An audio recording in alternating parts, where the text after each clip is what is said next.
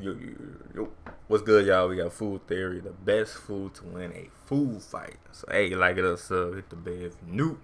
And yeah, food theory, man. So let me know comment below what's the best food if y'all was in a food fight, you know, in high school, middle school, you know what I'm saying, old days, back in the day. You know what I mean? Let me know comment below, like, what's the best food. Let me know comment below, but hey, like it or sub, the bell. And yeah, food fight.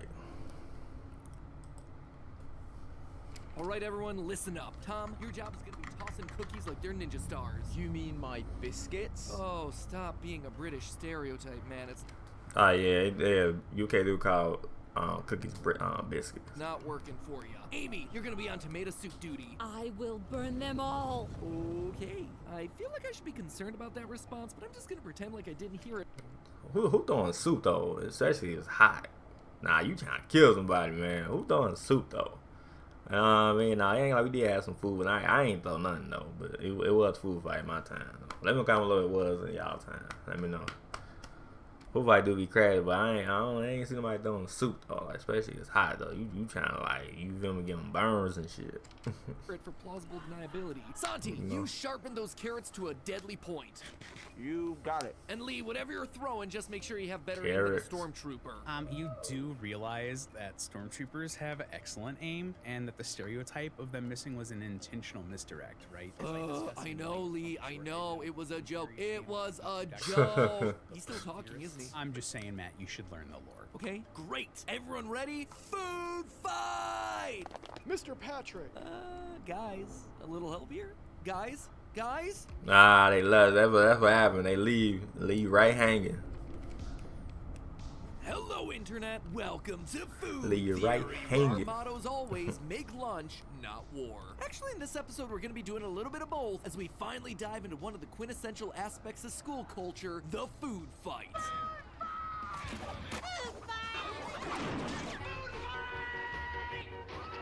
It's a pretty simple concept. Food gets thrown, someone screams food, Somebody throw it first, and after that, they just go back and forth. fight, and chaos ensues. Go I'm back not and just forth, talking about man. your run-of-the-mill tossing of peas at your friend or your drive-by pie in the face. I am talking full-scale pandemonium.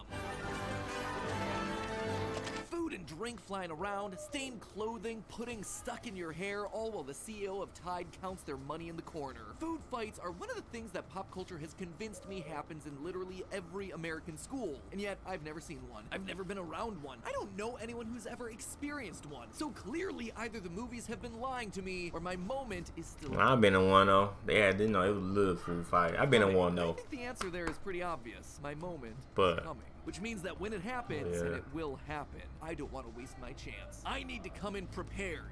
So do you. Which is why today's episode exists. When you get into your inevitable food fight, what is the best strategy to win? Oh, I'm sorry. You weren't aware that there were winners and losers in a random melee of people launching food at each other? Did you see the second word of the phrase? It is called a food fight. And with any fight, there are always going to be those who come out on top and those who are at the bottom. And we theorists, we are nothing if not winners here. So break out your plastic trays, thermoses, and Lunchables, friendos. It's time to dive into Matt Pat's Food Fight Strategy Guide. When the inevitable food apocalypse arises, what do you hope you packed in your superhero lunchbox to win the #1 victory royale? First, we should probably set our criteria for what exactly winning the food fight means, because really, we could be talking about 3 very different styles of fight here. One is the traditional food fight, covering your enemies with the most possible food and staining their clothing so they continue to feel the sting of defeat later on laundry day. Option 2, literally trying to use normal food to knock out your opponent. Total knockout. Hurling honey They trying to kill somebody.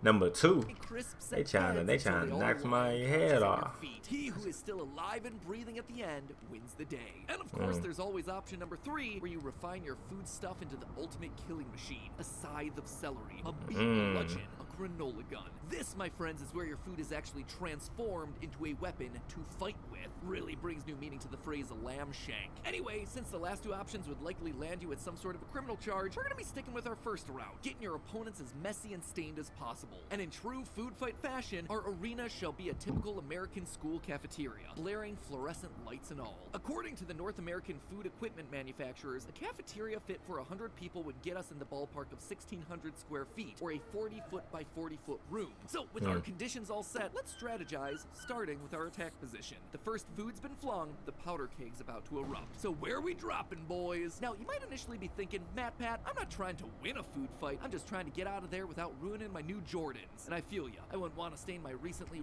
yeah, you don't want to stand on new Jordans or just new anything, new Yeezys, everything, pretty much. Stocked Matt Pat signature jacket turquoise edition available on theoryware.com while supplies last either. As such, your first instinct would probably be to dive under the lunch table. And that makes intuitive sense. It provides cover from debris and gets you out of the line of sight. However, while sure, it might be safe from some food that falls from the air, it also makes you a sitting duck. Those lunch tables are a nightmare to climb out from under, especially if you're talking about the fold-up ones with built-in benches. As such, yeah, those ones, GG's. if someone notices you hiding, you have nowhere left to go before you get ketchuped.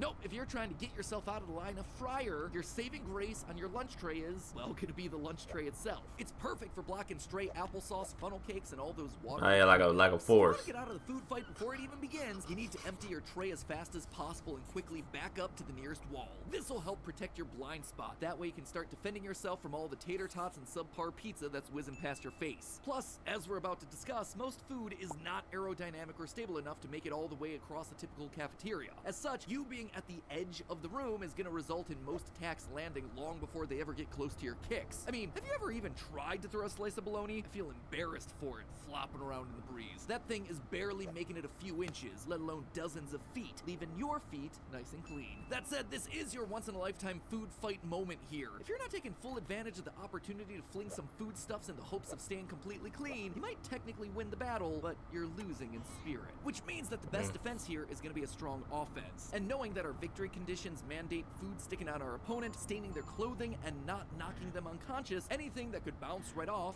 or cause serious bodily injury is automatically ruled out. Remember, we're trying to cause a food mess, not a legal one. So hurling apples, water bottles, silverware, all of that's a no-go. Other relatively useless foods here include cold cuts, chips. You mean crisps? I don't. Breads, most proteins like hot dogs and hamburgers, as well as french fries. Chips. I already said chips, Tom. Trust me. You okay? With me here. But while throwing a bottle of water might be a bad idea, spraying a bottle of water or another liquid can be a definite win if you're doing it right. Not only making an immediate visual difference in your opponent, but also making them stickier for all subsequent attacks. Milk, water, juice, all of them are readily available in a typical cafeteria, and they can travel far provided that you know what you're doing. Yeah, they can. It might be tempting to eat those milk cartons and juice boxes when they're going to pop like a water balloon. Odds are that's not going to happen. Structurally, those paper containers are glued too tightly for that. Instead, if you can just get your hands on anything with a spray tip, like those Gatorade bottles with the twist cap, that is going to be your best option. Or even better, you can give yourself a makeshift super soaker by taking a trusty from your backpack and poking a hole in the cap of the water bottle. Just give it a good squeeze, and suddenly you have a Dasani delivery service that'll douse the field. So how effective would a MacGyvered super soaker be in this sort of scenario? Well, make a perfect. Man, a lot of people did that back then. Like, I think people still do it now. They poke a hole and they just, drink like that. They put, Al fresco. trying to open the bottle. Great flavors, gentle bubble. well, let's compare it to an actual Super Soaker. According to CNET's best water guns for 2023, the Temi Super Blaster water guns have a similar capacity to an average 500 milliliter bottle of water that you find in most vending machines. They conducted an experiment that tested soak factor, or capacity divided by empty time. Essentially, how quickly you can expel all the liquid from the container onto someone else. The Temi's 500 milliliters of water was pumped out in roughly 2 seconds and traveled a whopping 32 feet. But again, remember, it's a well-designed water gun that has an air pump meant to expel the water further. In our testing of makeshift water bottle soakers, we were able to squeeze the water out in the same amount of time and get half the distance, 16 feet, or just under half the length of the cafeteria. Not too shabby. In short, a water bottle should be your first choice of offense as soon as the fight breaks out. You can run to the back wall while spraying people in short range, priming them for all the food you're about to pummel them with. That said, your best case scenario is going to be if you have a plastic bottle of chocolate milk. That way, you can start your opponents off cold, wet, and brown. As far as sodas go, my hope was that their high sugar content and explosive carbonation could you drink it, you don't get sticky. But alas, the caps are much thicker and harder to poke through when it comes to the plastic bottles, and while shaking and tossing a can seemed like it could be a winning scenario, more often than not, you wound up with a dud where you got more on yourself than the opponent. Meaning, if I want to win this food fight, I'm gonna have to leave the Diet Coke behind. By the way, this is just a question for the comments, but does your school allow sodas? Because I know mine didn't for a... Yeah, mine did. really long. I think it did. Yeah, it did. I'm curious where Yeah, I think mine is. All right, enough about drinks. Let's move on to the main. If they didn't sell soda, they probably on. They were trying to be on some healthy shit. I ain't gonna lie, no cap. Of course, what actual foods They would was trying to be best healthy. in a food fight? But I Let's ain't place gonna be ourselves in healthy. the crocs of a child when the food fight erupts. What But I want traits that should Coke, we though. I be want considering that for our drink. potential projectile? First things first, we need to prioritize throwability. If you've ever been in a snowball fight and you had the misfortune of using loose powdery snow, then you know that structural integrity is gonna make us or break us here. We need to find foods that, when thrown, actually make it all the way to the target. Well, you may be able to get a nice handful of spaghetti or mac and cheese. When thrown, there's gonna be a wide berth of sauce and cheese flying everywhere. Basically, those guys are like the shotgun of food fighting. Widespread, high damage, but short range. So what cafeteria food should we be reaching for if we want to maximize throwability? The obvious answer to me, and to America's Diner Denny's, is the good old mashed potato. And for the gravy on top, make a little hole in the center and pour some gravy in. Close that hole up and bam! Exploding mashed tater ball. And the odds are in your favor that mashed potatoes are going to be around. Looking across a wide smattering of school lunch menus, on average, the humble mashed tater is offered as a side dish at least every week and a half. Assuming it's not a mashed potato day though, other foods that would serve a very similar function in the heat of battle would include gobs of meatloaf, bread or rolls that were dipped in water, cups of pudding, and wadded up pizza balls. Rule number 2, find food, preferably pizza.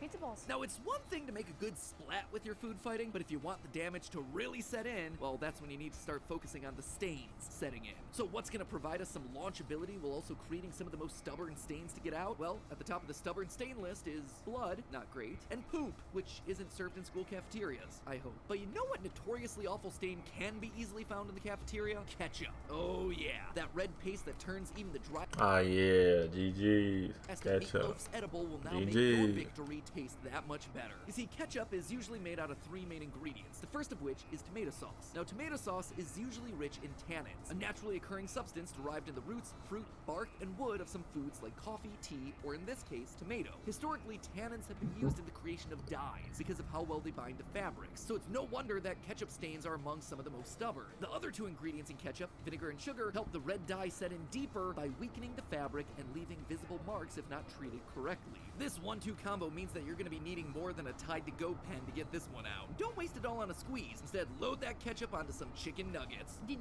someone say nugget? Nugget loves the nuggets. The crispy, tender, golden perfection. That way we can coat our nugs in ketchupy goodness and launch them clear across the cafeteria. Their size gives you good launchability, and their number gives you a good rapid-fire option. Another high-stain route to go here, blueberries. A blueberry's high sugar content blueberry causes too. stains, especially the longer they're left on the clothing. Blueberries also get their color from the compound anthocyanin, which is one of the chemicals that we use to dye fabrics. So much like tannins, makes sense that this stuff is going to set into the clothing very well. One other bonus to everything we've talked about so far is that they all offer more than 1 round of ammunition. Multiple blueberries, repeated sprays of water, rounds of ketchup-soaked nuggets soaring through the air. That combo will supply us with more than enough firepower to last us until the teachers break up the fight. That said, we should also probably grab ourselves a breakfast item just in case it's an early day food fight. And what breakfast item can be easily launched, creates a nice satisfying splat, and has the bonus effect of making your classmates smell like they're 70 years old? Let's recruit Mr. Quaker Oats himself, oatmeal. Whether you want to grab globs by the hand or use your spoon for precision striking, oatmeal is going to be your best breakfast option. And just like that, I think our meal's complete. As a side bonus, while constructing the perfect balance of firepower and staining, we also happen to build a lunch that meets the USDA's National School Lunch Program standard for a balanced meal, hitting all 5 major food categories. We got our fruits in the form of blueberries, potatoes count as a veggie somehow, we got our dairy filled with chocolate milk, our whole grains through our oatmeal, and even meaty, nuggety goodness. We are getting the recommended balance of that'll help us grow big and strong, and then we're gonna use that bigness and strongness to become the food fight champion. Oh, sure, on the surface we look like any ordinary lunch goer, but hidden in our food choices are the right pieces that'll get us prepared in case we have to defend our honor against a culinary crusade, a delicious dogfight, a cafeteria conflict. Just do me a favor and don't start the food fight yourself. That right there, that's a one-way ticket to the principal's office. Seriously, it is not worth it. Just know that when the time comes, you will be there, armed with this video and knowledge that'll let you dominate. But hey, that's just a theory. Just a theory. A food theory. You dominate. But hey, that's just a theory. A food theory. Bon appetit. And hey, speaking of school lunches, if you want to learn just how sketchy they are, lunch on the button to the left. Or if you want to learn just how broken school dress codes are, that button's on your right. As always, my friends, stay hungry for knowledge, and I'll see you next week. But yeah though, man. Hey, like it up, sub, hit the bell if you new. That was our best food. The best food to win a food fight, man. Say, let me know what y'all thinking. Let me know, comment down below. And yeah,